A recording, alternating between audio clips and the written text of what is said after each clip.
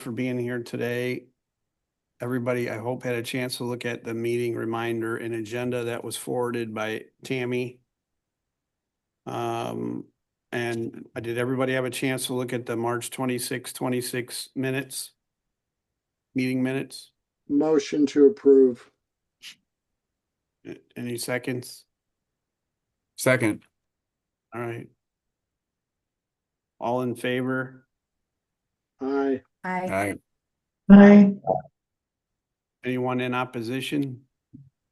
No. All right, those will be approved. Judge, I'm sorry, if I could just let everybody know, we have some people attending as proxy for other members today. Katie Smith is attending for Melanie. Matt Helpingstein is here for Allison. Monica Shields will be coming in for Allison, and I'm representing Gary in a proxy. Okay. Hi, Shantae. Okay, All right. Tammy, with the minutes done, you want to talk about the community corrections grant? Sure.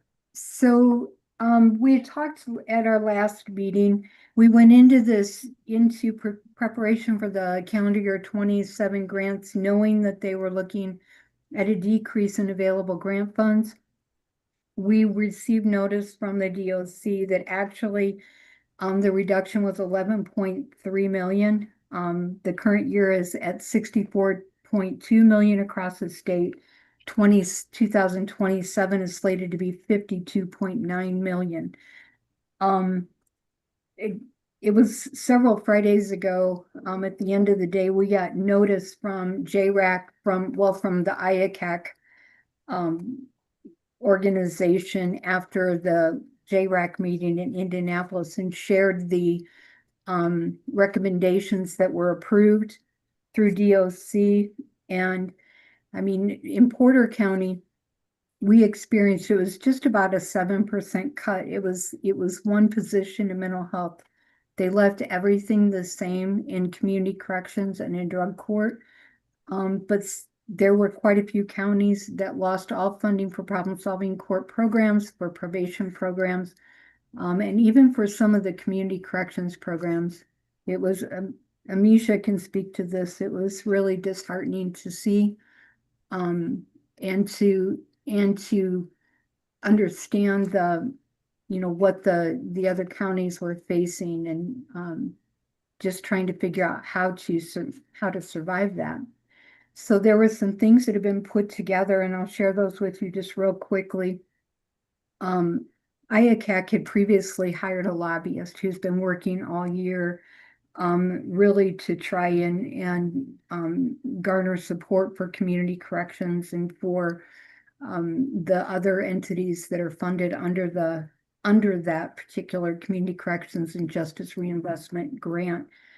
There's a special projects committee that was put together by IACAC, and I am on that committee, and we along with Lake County will be two sites that will be visited by Indiana. It's ICJI, Indiana Criminal Justice Institute, and I'll explain why soon. But they wanted to have a couple examples of community corrections entities, and Lake and Porter are pretty different in size and types of programs. So they thought that if we were willing to participate, that would be good. There's also a judge that I was informed about who's putting together a work group. He's from Southern Indiana, and IACAC reached out to see if we would be willing to participate on that. And it's really kind of rallying all of this and kind of partnering with ICJI, who has already made a call to legislators to return as whole the funding that was in the grant. There is a possibility that the administration of this particular grant will be moved to ICJI. Probably the most prevailing reason is because the grant staff through the Department of Correction really have no ability to advocate for additional funding. They're not allowed to do that. And there's, you know, DOC has other priorities that they're focusing on, where ICJI really is a grant-oriented entity, and they would like to lean in and be able to advocate for community corrections and problem-solving courts to a greater extent.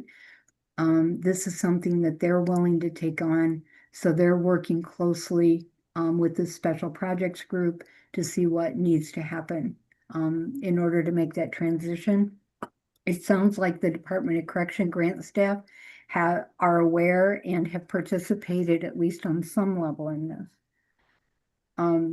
And so right now, also, and Judge, you could speak to this too, the Supreme Court justices in Indiana have leaned in on this issue as well and trying to become a part of getting some of that funding really corralled back around the programs. That was a huge hit in Indiana for problem-solving court programs in general. And they do believe that they'll be able to provide some level of additional funding. We just don't know what that looks like yet. So with that said, the purpose of today's meeting is to come together and look at what this budget that it now looks like in terms of the 2027 grant award. I provided a budget summary, and you can see it's community corrections is exactly as it was submitted back in March of 26. Drug court as well. Mental health court, though, has been reduced by one position and some fringe. So that's for the total request now of 600, or a total award of $631,608. So we just need approval of that. And then once we have that, if that's the board's desire, then I would like to share with you a conversation with Department of Correction concerning the current grant. Concerning what? I'm sorry, Tammy. The current grant. Okay. All right, and Tammy sent out a copy of that summary of the budget or proposed budget, and earlier, I think it was this morning, so hopefully everybody had a chance to look at that. Did everybody get a chance to peruse it? Yes, I'm looking at it now.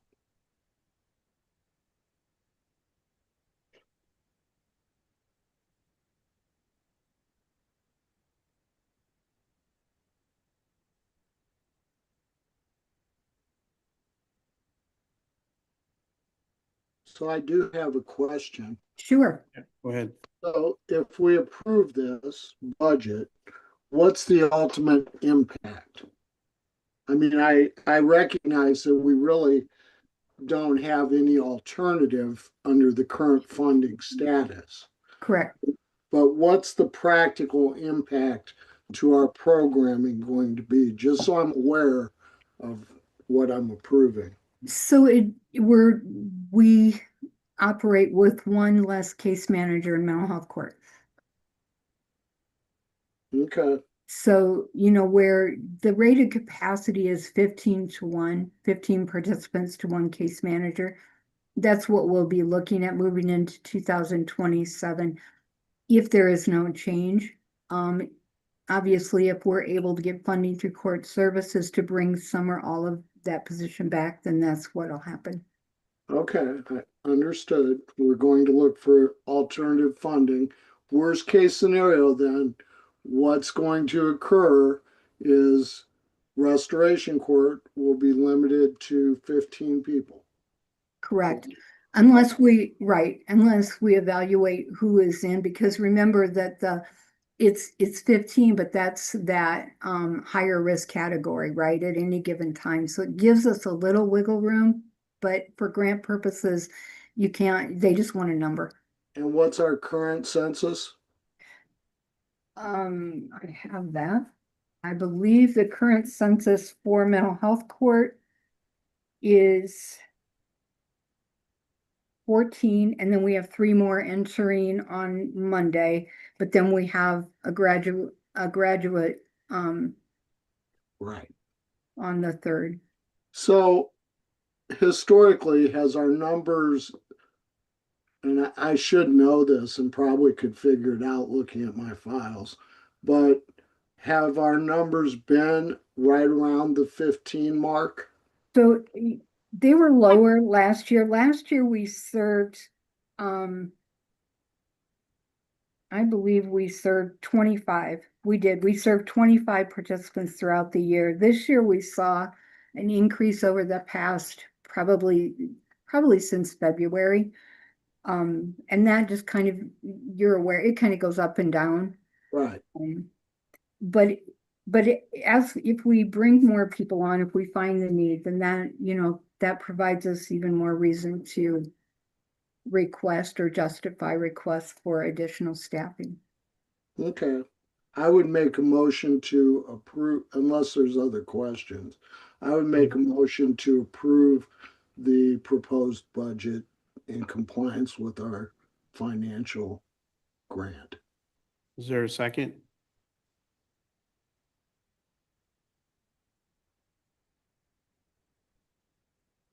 Anyone want to second that motion?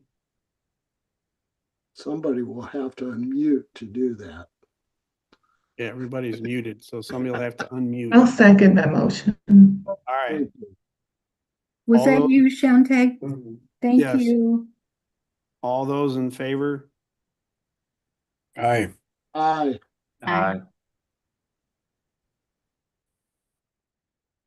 Aye, myself. Anybody in opposition? And you gotta unmute. Thank you, everyone. Okay, Judge, if I could just add real quickly, I had reached out to the Department of Correction about our current funding because we have an open case manager position in mental health court. And there's so much training that goes into a case manager. And we didn't feel like it was a good option to try and get someone hired as a case manager just to potentially have to let them go. So we asked Department of Correction what they thought about utilizing the existing funds that we haven't used yet and hire a couple of part-time people at 29 hours each to take on those duties, not the case management, the duties like drug testing, field work, other program assistant type duties, which would allow more time for the case manager to actually spend on the case management piece. And Department of Correction was really kind of excited about that. They approved it. They said, you know what, you don't even need an advisory board vote. And I said, well, I'm going to talk with them about it today. But I just want to let everybody know that's how we're going to utilize moving forward those funds, because it lands in the 100 series, which is salary and fringe. So there's no need to submit a form for that. And it's within the same program. So they just said, go ahead and follow through with that plan. Would you like a vote anyway? You know what, Mitch, I have it in writing from DOC. Okay. So, and I followed up with them today in an email just to make sure I understood correctly. So we have it, but thank you so much. Okay. okay. Anything else in regard to the budgets or other program reports on community corrections? So Misha submitted her report, as all of you should have received. If you have any questions of Amisha, just real quickly on problem solving court side, Veterans Treatment Court, I think I shared last time, completed its recertification. All went really well with that. The program had a graduation ceremony in May and currently has a caseload of 12. In 2025, that program served 20 participants and had a graduation rate of, and has a graduation rate of 87% over time and a retention rate of 89% and 100% completion rate in 2025. Mental health court, in addition to kind of what I just talked with in response to Mitch's questions, Mental Health Court has a graduation coming up at the Pavilion in Valparaiso on September 14th at 2 p.m. And in 25, that program again had served the 25 participants. Mental Health Court has a graduation rate of 72% and a retention rate of 76%. Drug Court has a current caseload of 15. We have had 7 graduations between January 1st and yesterday. We have 8 others approved for Drug Court and will be coming in. The program is increasing in numbers served every year. Last year, we served 18 participants throughout the year. In 2025, we had a completion rate of 100%, which is kind of unheard of, especially given the population that we're serving. The program has a 94% graduation rate and a retention rate of 95%. And then Amisha shared in her report something that we're really kind of excited about. For the past several years, we have been working to implement an important element into our case management process at PACT. And that's to bring in a component specifically to engage natural support members so that we can help them kind of process conversations and doing life with participants as they're going through these programs. Missy Keene was able to coordinate a craft training, and Amisha explains what that is in her report. This is the 3rd one that we've had at PACT. We will have another one, and it's going to be a way to also sort of marry some of the case management stuff with what goes on in recovery support, as we'll be providing these craft groups for families as well at Recovery Connection.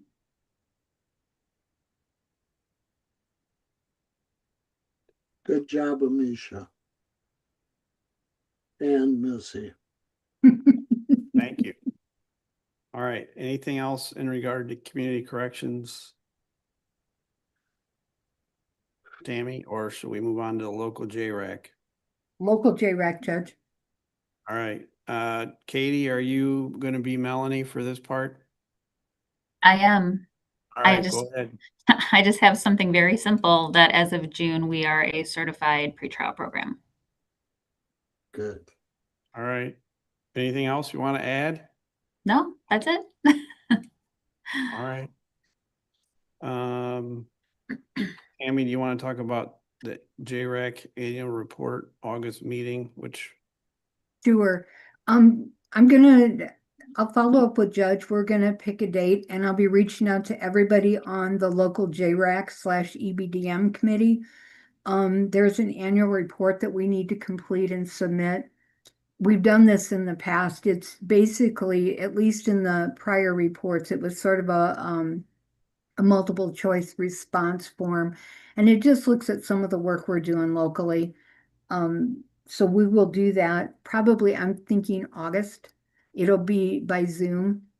And then we will then during that meeting set kind of a schedule for ongoing meetings. We'll probably do them in alternating months with the community corrections / local JRAC meetings.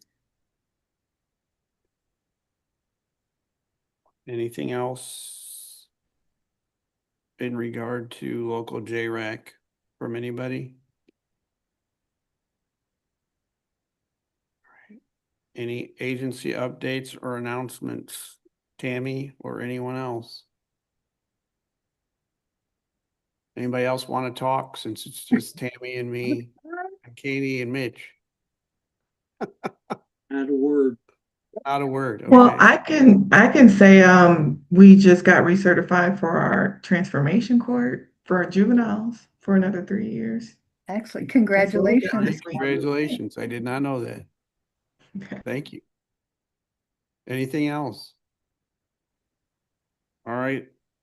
We have another meeting scheduled September 15th at 4:15 by Zoom. Is there anything else that we need to discuss, Tammy? Nope, that's it.